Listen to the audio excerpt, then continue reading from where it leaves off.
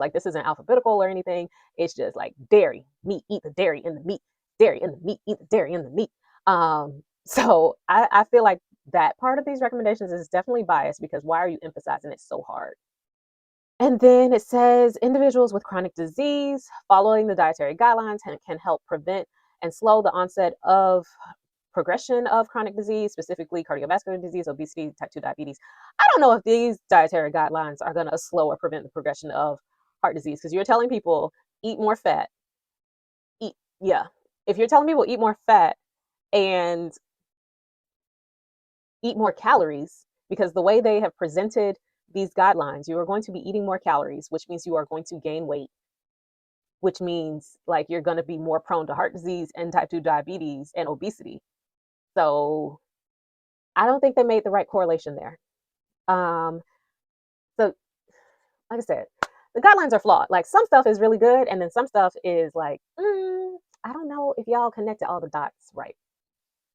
Okay, so the section on vegans and vegetarians consume a variety of whole foods, especially protein-rich foods such as dairy, again, eggs, beans, peas, lentils, legumes, nuts, seeds, tofu, tempeh. Significantly limit highly processed vegan or vegetarian foods that include added fat, sugar, salt. I do agree that some vegans and vegetarians are relying too much on overly processed foods, and so I think that's a valid statement. Um, Pay attention to nutritional gaps like vitamin D and E, choline, and iron. And then it also mentions vegan diets can fall short in vitamins A, D, E, B6, and B12.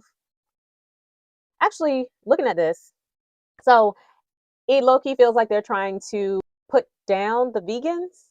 I'm not a vegan, but when you say in here, pay careful attention to nutritional gaps when consuming a vegetarian or vegan diet, because vegan diets show a broader shortfall in vitamins A, D, E, B6, B12, riboflavin, niacin, choline, calcium, iron, magnesium, phosphorus, potassium, zinc, and protein.